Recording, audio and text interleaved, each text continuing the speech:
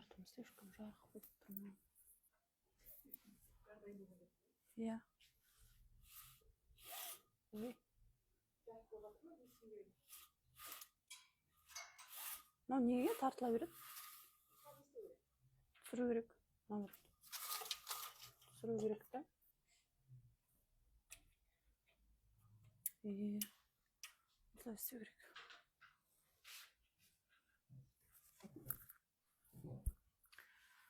Барлықтарыңызға сәлем, достар. Қалдарыңыз қалай? Аяқ астынан эфирге шығып жатырмын. Қандай тақырыпта әңгіме өрбітетінімізді білмеймін. Сіздердің запростарыңыз бойынша сұрақтарыңызға жауап беретін боламын. Мен даусым жақсы естіліп тұр ма? Гаухар, қалайсыз? Өзгеріп кетіпсіз дейді. Мен көзімнен мынандай жастығым мынандай.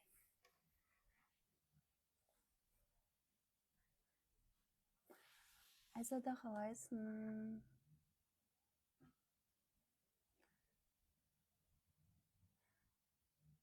Даусым жақсы естіліп тұр екен. Так, онда қазір сіздердің сұрақтарыңызға жауап беремін. Ер мен әйелдің қатынасы туралы деп жазыпты бір кісі. Ер мен әйелдің қатынасы туралы бізде сабақ болады. 14 февраль күні махаббат күніне орай осы қарым-қатынас туралы тегін лүпіл деген жоба жүзеге асатын болады.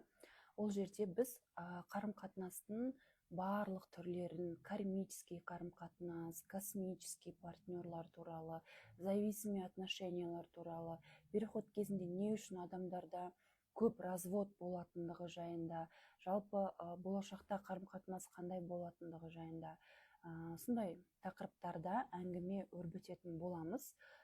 Мен әйел мен ердің қарым-қатынасын сол кезде айтатын боламын. Ол 14 февраль күні болады.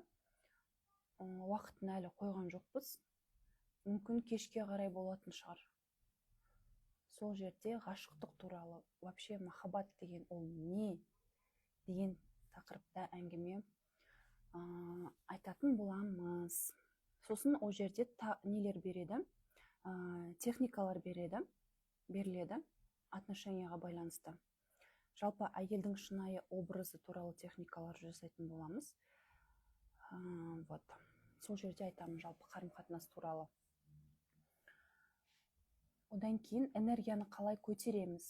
Жаңа толқынмен бірге болу үшін депті. Жаңа толқынмен бірге бол қанша депті.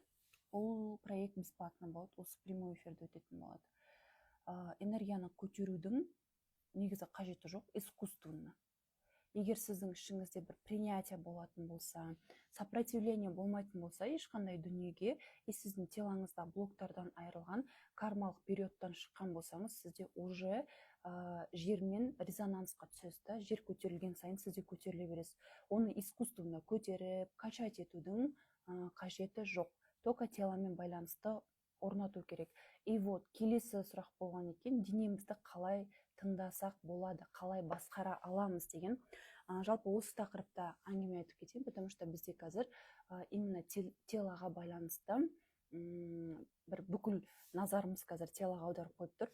Бұл период только кармалық отработкадан шыққан адамдарға байланысты.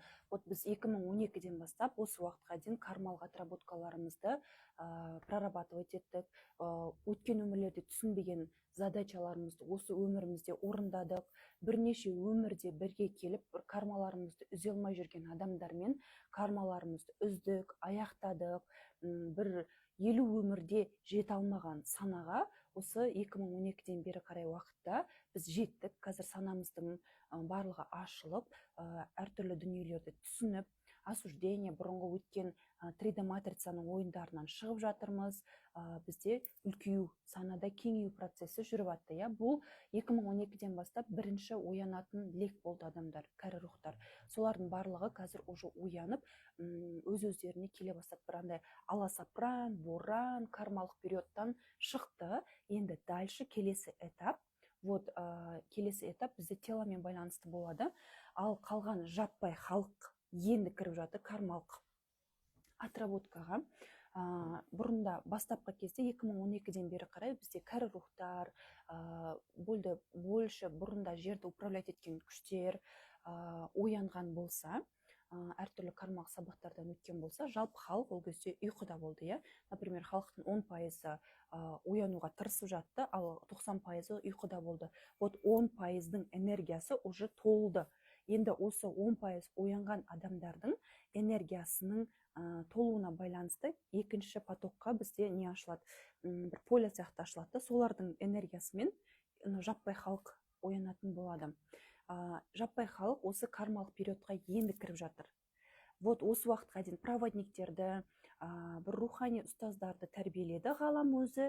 Енді сол ұстаздарға келетін жаңағы адамдар енді оянып жатыр. Бұл жерде тоже екі түрлі нәрсе бар. Рухани проводниктердің барлығы оянып кеткен, жаңағындай бір сана деңгейінде белгілі бір дәрежеге жеткен адамдар деп айта алмайтын едім. Себебі ол жерде духовный маскамен жүретін, өзі толықтай трансформациядан өтпеген, бірақ адамдарға трансформация туралы жаңағындай айтатын, өзінде бір өзін-өзі алдап жүрген адамдар негізі көп. Сол себептен проводниктерді таңдаған кезде дұрысынан таңдағандарыңыз жөн, және тәлімгерлерге, жоғары күштерге сеніп, соларға тапсырып, соларға сұрасаңыздар болады, маған қажетті адамды кездестіріңіздер деген сияқты. Ал қазіргі кезде ондай проводниктер, духовный маска киіп алған адамдар прям өте көп. И болашақта осы биылғы жылдан бастап чистка болады осы проводниктердің арасында, ғаламда. Өзін-өзі алдап жүрген, ешқандай бір қабілет қасиеті жоқ, бірақ өзін духовный проводник деп санайтын адамдардың барлығын полядан чистка болады, алып тастайды. Бірінші, бұл жерде адамдардың өздігі ішінен толып, сол істеп жүрген нәрсесіне толып өздігінен кетеді. Одан кейін екінші, мемлекеттік қысымның арқасында адамдар сол өздерін алдап жүрген сферадан, былайша айтқанда, кетеді. Возможно, ол жерде контрактлары аяқталған болуы мүмкін. Қазір қарасаңыздар, өте көп психологтар, екінің бірі психолог, проектларға жазылады, бірақ психологияны вообще өздері түсінбейді, өздері ұқпайды, өздерін духовный проводникпін деп айтады, бірақ ешқандай қабілеті, ешқандай бір несі жоқ, рөлі жоқ, былайша айтқан кезде, бірақ өздерін солай атап жүретін адамдар болады. Бірақ олардың полясына кірген кезде духовный маска, вообще ол кісі творчествоға келген, духовностьтан неғып жүргенін білмейсің, ол кісі вообще деген бизнеста миссиясы бар, бірақ творчество неге кетіп қалған, духовный жаққа кетіп қалған, енді бір не туда адасып кеткен, адасып жүрген проводниктер де бар. И осы жылдан бастап сондай проводниктерге өте қатты чистка болады. И бұл біріншіден жоғары күштердің ішкі әлемде, одан кейін физикалық әлемде мемлекеттік қысым, тексерістер арқылы. Сол себептен, егер сіздер сондай бағытта жұмыс жасасаңыздар, барлығын заңдастырып жасаған дұрыс. Бірінші сол жаңағы 2012-ден бастап оянып жатқан, бірінші сол проводниктер, әртүрлі кәрі рухтар болды. Енді сол кәрі рухтардың энергиясы полноценный толды да, физикалық тело арқылы. Дальше қалған жаппай халық оянатын болады. Енді осы оянған адамдар да больше, енді оянған деп бөлуге болмайды, бірақ та енді сіздерге түсінікті болу үшін 2012-ден бастап бір трансформациялық периодта жүрген, рухани ізденіс жолында жүрген адамдар, енді біз әрі қарай өзіміздің денемізге көңіл бөлуіміз қажет. Досым, жай естіп тұрма. Өзіміздің денемізге көңіл бөлетін боламыз. Бұған дейін біздің теломыз ол өзімен өзі өмір сүрді. денемізде біздің шаруамыз болған жоқ. Душамыз бөлек, умымыз бөлек, логика бөлек, вообще жан жақта ыдырап өмір сүрдік. Енді біз былай құрастырып жатырық. Құрастырып жатқан кезде бізде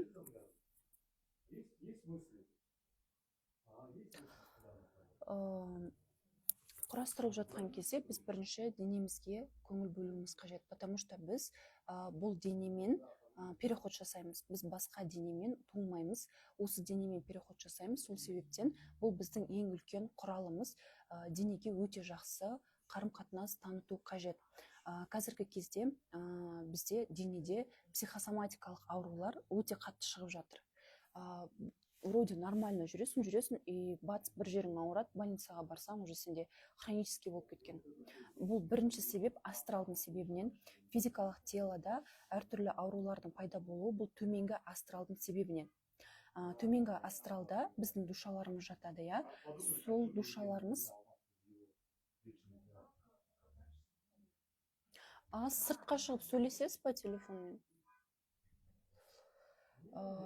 Төменгі астрал бізге солай әсер етеді.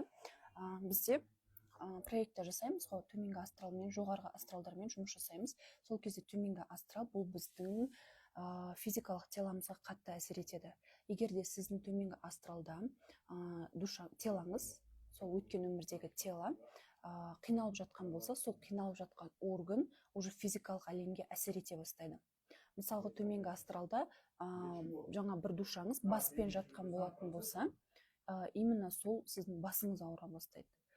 Или анда қолы қайырылып, или қолы жаңа іріңдеп бір нәрсе болып жататын болса, қолыңызға әртүрлі жаралар шыға бастайды деген сияқты. Или там сексуальный энергияға кетіп, әртүрлі адамдарды зорлап, төменгі астралға душаңыз түсіп кететін болса, сізде сразу бір екінші қуат көзінің айналасында әртүрлі аурулар пайда бола бастайды, потому что астрал бізді былай қысып жатыр.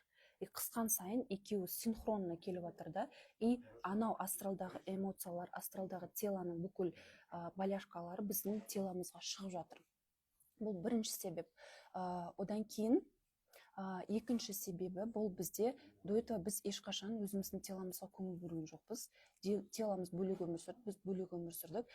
И біздің телоның памяты, ол мидың памятынан да өте жақсы. Ол каждый нәрсені өзінің есінде сақтап қалады.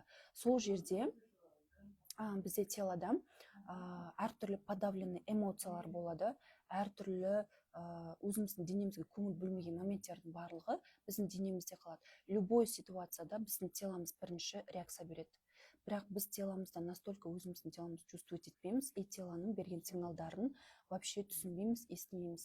Енді қазіргі кезде денеміз оянып жатыр.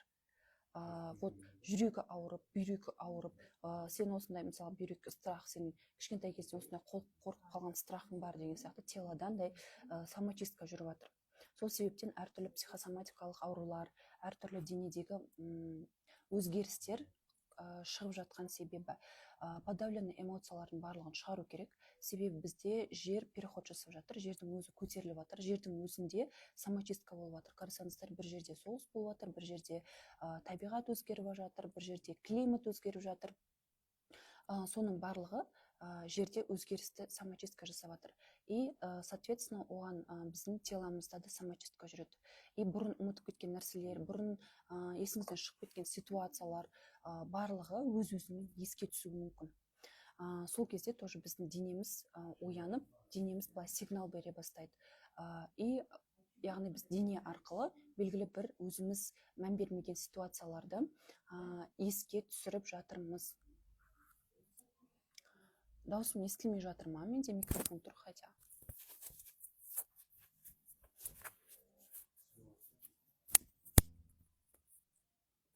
Шашма жаздырып қойым. Жақсы естіліп тұр дейді.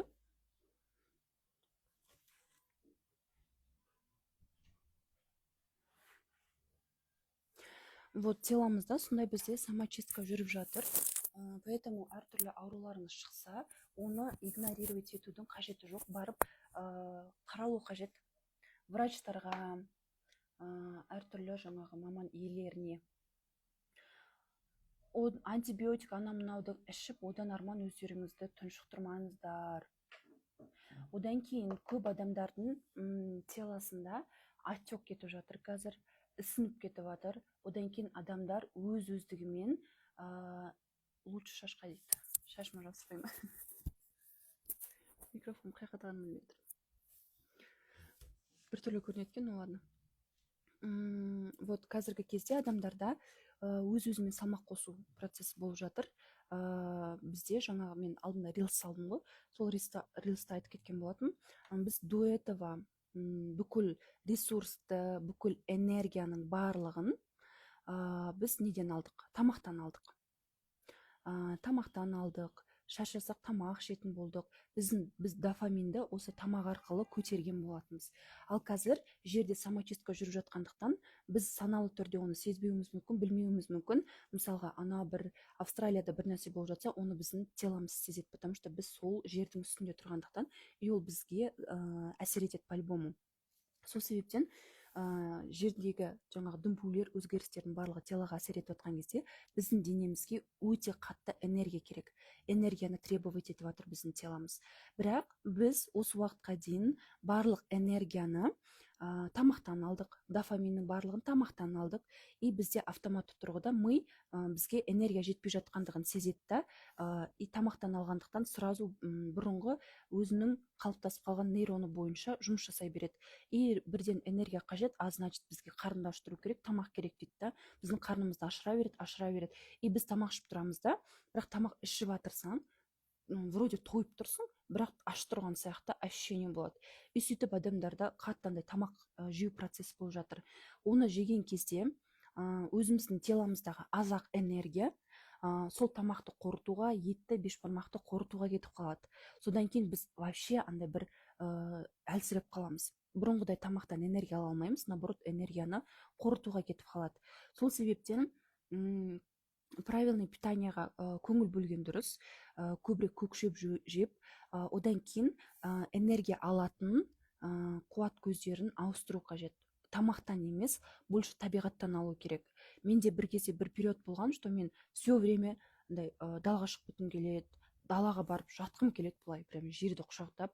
Сондай периодтарда біз уже телодан тамақтан емес, телоны тамақпен емес, табиғаттың энергиясымен зарядтаймыз. Менде кеше солай болды дейді. Ондай көп адамдарда болып жатыр.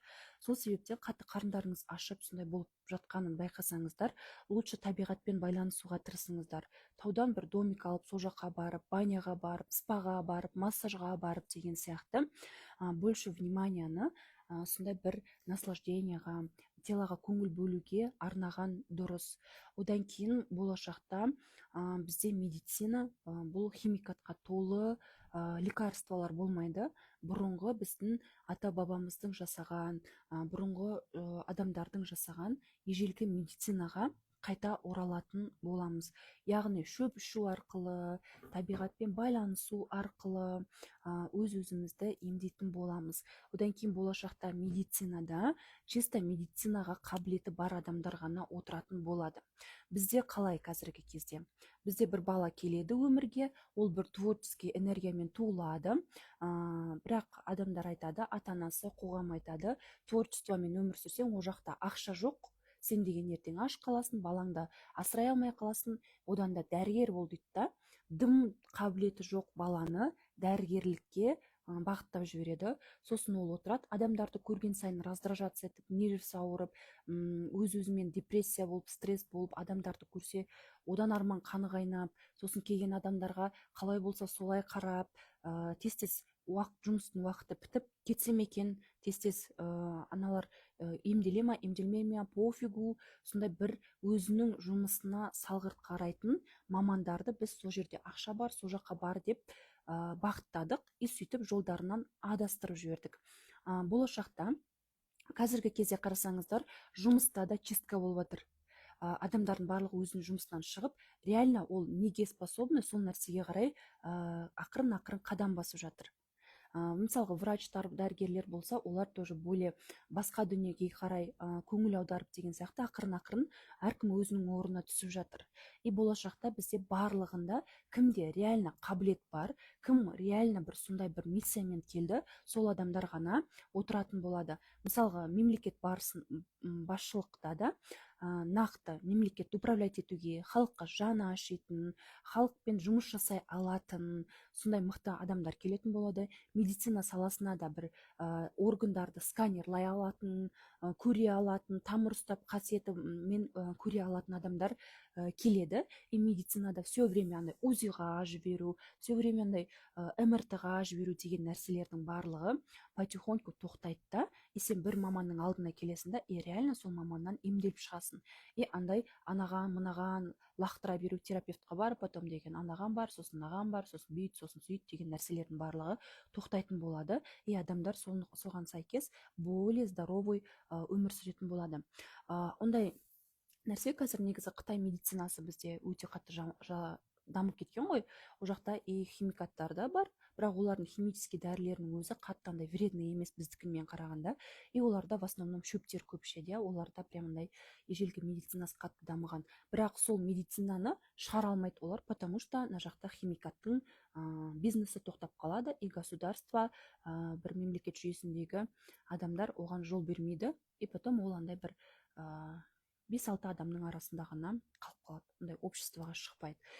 Болашақта осы химикаттың жүйесінің барлығы тоқтайды, и больше адамға барған кезде бірінші жаңағыдай психосоматикалық тұрғыда, одан кейін жаңағы энергетикалық тұрғыда, одан кейін жаңағы прошлый воплощениялармен байланысы бар болса соны үзіп, одан кейін барып жаңағы дұрыс шөптер беру арқылы, дұрыс точкаларды басу, жаңағыдай сүлік салу деген сияқты дүниелер болашақта наоборот күшті дамитын болады. Сол себептен медицинада жұмыс жасасаңыздар, сол жаққа қарай қазірден бастап көңіл бөлген дұрыс. И медицина саласында да более қабілеті бар, қасиеті бар, сол нәрсе реально қолынан келетін, өз мамандығын жақсы көретін адамдар қалатын болады. Ал бізге өзіміздің денемізді жақсы көріп үйрену керек, дененің берген сигналдарын түсініп үйрену қажет болады. Бұрынғыдай дене барлығын өзінде сақтап тұра бермейді. Қазір уже бір отырысқа барасың, біреу сенің ашуыңа тиіп, границаңнан өтіп, сенің намысыңа тиді, и сен ана жерде күліп отыра салдың, аха, я сенікі дұрыс деп. Бірақ үйге келген кезде сразу тамағың ұстайды, сразу андай реакция бере бастайды. Или сен бір нәрсені ішінде асқазанда жинай бердің. Бұрын мысалға ол деген жиналып онкология болып шығатын болса, қазір уже бір жаққа барасың, и сразу үйге келген кезде домалап жатасың деген сияқты барлығы. Тело уже өзіне сақтамайды, бәрін тело өзіне жинамайды, сразу уже телода сондай бір өзгерістер болып жатыр. Психосоматикамен сразу шығып тұрады уже. И сосын ойлайсың, мына жерде не болды, тамағым не айтқысы келіп тұр, вот алдында осы жерде мен үндемей қалған едім ғой, өзімнің үнімнің, жанымның дауысын өшірген едім ғой, сол деген уже психосоматикамен шығып тұр екен деген сияқты өздеріңіз түсінесіздер. И уже тело барғың келмейтін жерге апармайды. Бір жерге барасың, бұрынғыда ұят болады, керек болады, ертең ол деген мен тойыма келмей қояды деп ауырып тұрсаң да бару деген дүние болмайды. Бір жерге барасың, уже тебя будет плохо, тошнить етеді, қысыласың, и ана жерден тело өзін өзі алып шығады. Бұрынғыдай болмайды, уже теломыздың өзінде әртүрлі кодтар өзгеріп жатыр. Энергияның жоқ болуы это тоже нормально. Энергияның жоқ болса, энергияның көздерін іздеңіз, жаңағыдай табиғатпен байланысу арқылы массажға барыңыз, білмеймін, спаға барыңыз, солай качать ету керек. Солай ғана телоны баланста ұстай аламыз. Одан кейін келесі сұрақ келген екен, женская энергетика туралы айтыңыз деп. Женская энергетика туралы мен неде айтатын боламын. 8 март күні бізде Умай деген жоба дүниеге келетін болады. Сол жерде женская энергетика туралы айтамыз. Қыздар, ол жобаға барлықтарыңыз келу қажетсіздер, потому что ол жердегі алынған ақпараттардың барлығы чисто жоғарғы жақтан алынған ақпараттар. И ол жерде біз богинялардың энергетикасымен жұмыс жасайтын боламыз. Жалпы әйелдің болмысы ол өте қатты искажаться етілген. Женская энергия деген нәрсені өте қатты искажать етіп тастаған. И женская энергия деген кезде біз ойлаймыз, что это сексуальная энергия деп. И қазіргі кезде сексуальный энергияны продавать етеді. Вот бір жерге барады да искусственно качать етеді, сосын күйеуі айфон алып берсе, вау, мен женская энергиям ашылды, машина алып берсе, вау, мен женская энергиям ашылды, все, теперь я буду себя любить деген сияқты. А там какой-то периодтан кейін нифига дыра пайда бола бастайды. Зачем продать себя? Күйеуіңе болсын, кімге болсын, зачем? Зачем сіздердің энергетикаларыңыз бір материалдық дүниеге, айфонға, бір нәрсеге байланысты болу керек? Почему? Почему вы так думаете? Женское начало бәрінен де выше нәрсе. И ол материалдық дүниеден мүлдем тәуелсіз. И біреуге сыйлық көп беріп жатырса, сыйлық алып жатырса, внимание көп болса, это не значит, что оның женская энергиясы орында деген сөз емес. Ол искаженный. Сосын почему адамдар женская энергиясын качать етеді? Почему? Чтобы подарок алу үшін ба? Зачем қыздар ондай нәрсе сіздерге? Лучше өздерің подарка жасаңдар. Вот соның искажениясын айтатын боламыз. Сол 8 март күні болатын Умай деген проектта. Женское началоға қалай оралу керек туралы да айтатын боламын. Сосын ол жерде ол только қыздарға ғана арналған проект болады. Әйел адамдар ғана қатысады. И оның бағасын біз более төмендетіп қойдық, 22.222 теңге деп, чтобы каждый адам өздеріне позволять ете алу үшін. Ол жерден шыққаннан кейін мен когда сол информацияны алған кезде менде мынандай ощущение болды. Менде матка бар, все. Мен барлығын дұрыс жасап жатыр, мен әйелмін, болды деген сияқты ощущение. Бізде қазір мындай ер адамдар бар ғой, өзінің органы бар болған үшін ғана киел сияқты саналынатын. На самом деле оның барлығы басқаша. Женская энергияны полностью искажать етіп тастаған. Сосын женская энергия деген ол вообще басқа нәрсе. Сексуальная энергия деген ол вообще басқа нәрсе. Потом материнская энергия деген ол вообще басқа нәрсе. Материнская энергия только бізде оянады, когда етеккір тоқтаған кезде ғана. Вот почему бізде қазақта балалардың әжелеріне берген, ол кісілерде андай климакс болады. Климакс тоқтаған кезде ғана бізде не басталады? Материнская махаббат басталады. И сол кезде әжелерге берген кезде олар реально искаженный емес, безусловный махаббатпен балаларды өсіре алады. Сосын біз бала босанатын кезде бізде етеккір тоқтайды. И сол кезде ғана материнская махаббат бізде қосылады. Сол кезде ғана біз балаларымызды реально жақсы көре аламыз. Ал когда етеккір келген кезде бізде уже ол жерде бізде женская энергия болады. Женская энергия мен материнская энергия екеуі вообще басқа нәрсе. Вот сол туралы толығырақ айтатын боламын. Одан кейін етеккір кезіндегі, етеккірді вообще искажать етіп тастаған. Вообще көрерсіз, естісеңіздер күлкілеріңіз келеді ана нәрсені. Етеккірді вообще искажать етіп тастаған, оны кір деп айтаған. На самом деле ол вообще кір емес, ол етеккір деген әйелді толтыратын цикл. И ол циклдар аймен байланысты болады. Етеккір кезінде әйелдерге бала шағаны қарауға, қоғамда жұмыс жасауға, базарға баруға, қырылып жүруге вообще болмайды, потому что ол бүкіл энергиясын таратып тастайды. Потом раздраженный, никчемный, қолынан түк келмейтін, шаршап қалған, өзін жоғалтқан әйелге айналады. Наоборот, біз сол етеккір кезінде демалуымыз керек. Бұрында қалай болғанын сол программада айтатын боламын. Одан кейін ең алғаш етеккір келген кезде ол вообще самый святой нәрсе болған бұрында. И сондай кезде қыздарды құрметтейтін болған. Бізде қазір ер адамдар сүндеттен кезде той жасайды ғой, бұрында наоборот болған. Сондай тақырыптарда әңгіме өрбітетін боламыз жалпы. И етеккір кезінде бұрында богинялар, жрицалар жасаған техникалармен бөлісетін боламын. Одан кейін ер мен әйелдің қарым қатынасы, жыныстық қатынас кезінде қандай порталдар ашылады, вообще ол қалай болуы керек, сол дүниелер туралы айтылатын болады. Тағы не туралы айтатын едім, қазір ұмытып тұрмын. Ол сол техник, не де айтамыз. Вообще искажаться етіліп кеткен. Потом андай жатырға арналған техникалар беріледі.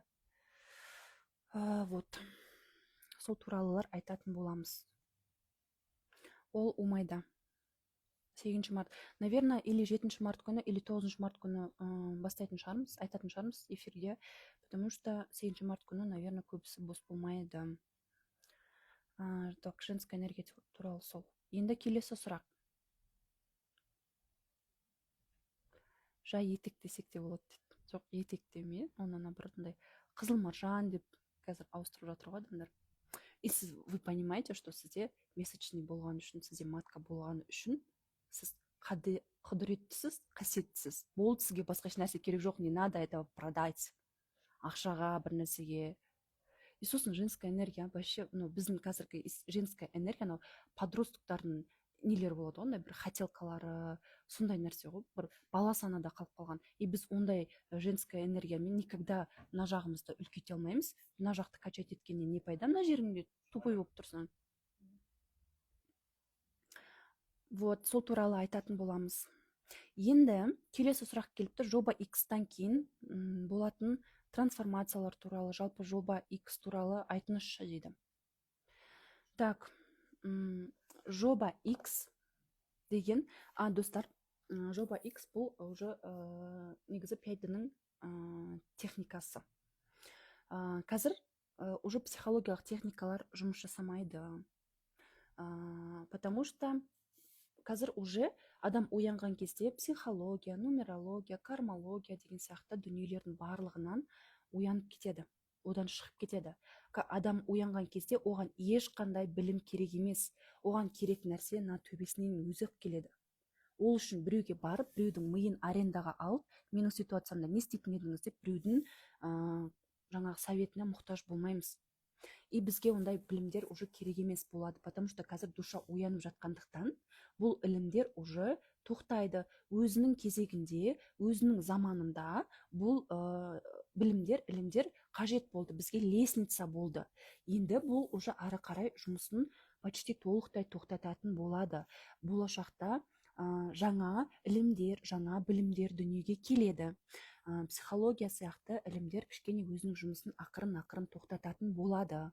Если сіздерде психологтар осы жерде тревога болып жатырса, значит, сізде истинный нәрсе емес. Маған атаковать етудің қажеті жоқ. Но это по-любому барлықтарыңыз көресіздер, барлықтарыңыз білесіздер уже. Алдағы уақыттарда бұл ілімдер жұмыс жасамайды, потому что душаның барлығы оянып жатыр. Бұл психология, кармология, нумерология, чакралогия, жаңа бүкіл программалар бізге керек болды. Ол біз үшін лестница болды. Егер біз сол ілімдерден, білімдерден өтпесек, келесі өлшемнің техникаларын, келесі өлшемнің программасын түсінбейміз. Біз солардан өтіп болдық, уже оны завершать етеміз да, қоштасып, жаңағындай өзіне босатып, өзіміз дальше кетуіміз керек. Бұл ілімдер негізі біздің душамызға қажеті жоқ. Потому что душада эмоция жоқ, душада травма жоқ, душада андай әртүрлі бір нәрсені доказывать ету, күшті болуым керек деген сияқты жарысатын эмоциялар жоқ. Душа дуальный емес, ол бөлінбеген бір тұтас. Оған ақта қарада барлығы бірдей. Дуалды әлемге түскен кезде біз эгомыз арқылы, уымыз арқылы мынау жақсы, мынау жаман, мынау күшті, мынау деген бармау керек, мынау мынандай, анау сондай деп бөлеміз да. Осы дуалды әлемде нормально выживать ету үшін бізге осы ілімдер керек болды. Ол ілімдер біздің эгомызға керек. Ол ілімдер эгомызды ретке келтіру үшін, болашақтандай адамдарға қатты зиян тигізіп кетпес үшін, өзімізді босату үшін, біздің эгомызды ұстап тұру үшін керек болды. Ал когда переход жасаған адамдарда эго растворяться етеді, өзінің орнына түседі. Мына жерге душа келеді. Душа келген кезде ол уже еш нәрсеге бағынбайды. Оған уже еш нәрсе керек емес. Оны все время качать етіп, оны все время андай травмасын реттеп, оны все время психологтарға барып миыңды реттетіп келуге мұқтаж болмайды, потому что ол Құдайдан бөлініп шыққан нәрсе, и ол мына жерінде орнаған кезде сізде бүкіл нәрсе разрушение кетеді. И душа келеді. Поэтому болашақта ондай білімдер болмау мүмкін. Мүмкін емес, стопудово. Сосын қазіргі кезде, қазір бұны айтсам тоже кейбір адамдар қарсы шығуы мүмкін, но бізді Құдай басқарған жоқ. Бізді программа басқарды. Біз Құдайға табынған жоқпыз, біз программаға табындық.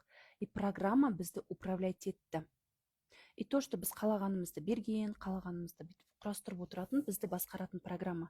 Бірақ біз ұйқыда болғандықтан сол программалардың үстіне шығып кете алмадық. А когда біздің душамыз оянған кезде біз ол программаларға уже бағынбаймыз. Біз реально Құдайға, шын Құдайға жақындаймыз. До этого адамдар төменге түскен кезде каждый өзіне белгілі бір Құдайды создавать етіп алды.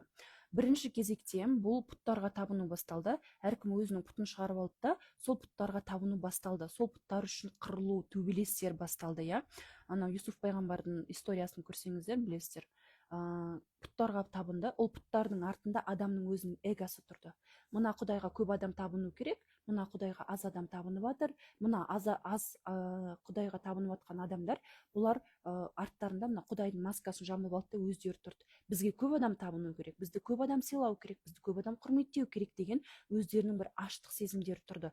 Бірақ оны олар тікелей жеткізе алмады да, Құдайды жаңа пұттарын өздеріне маска қылып қойып алды. Одан кейін ол пұттар құлады да, орнына көрінбейтін Құдайды алып келе бастады, иә, яғни көк тәңірі деген сияқты Құдайларды, біреу Иисусты Құдай қылып алды, біреу Аллахты Құдай қылып алды, и соған табына бастады. Олар табынған жоқ. Олармен андай неге келді? Не деп айтатын еді? Мен саған табынам, мен сен үшін ораза ұстаймын, мен сен үшін бірдеңе істеймін, ал сен маған ақша бер, ал сен мені аман қыл, ал сен менің денсаулығымды мықты қыл. Құдайым, мен сенен сұрап отырмын, мен сен үшін вот 50 000 теңге садақа бердім, ертең менің балам грант ұтып алсын деген сияқты саудаға кетіп қалды.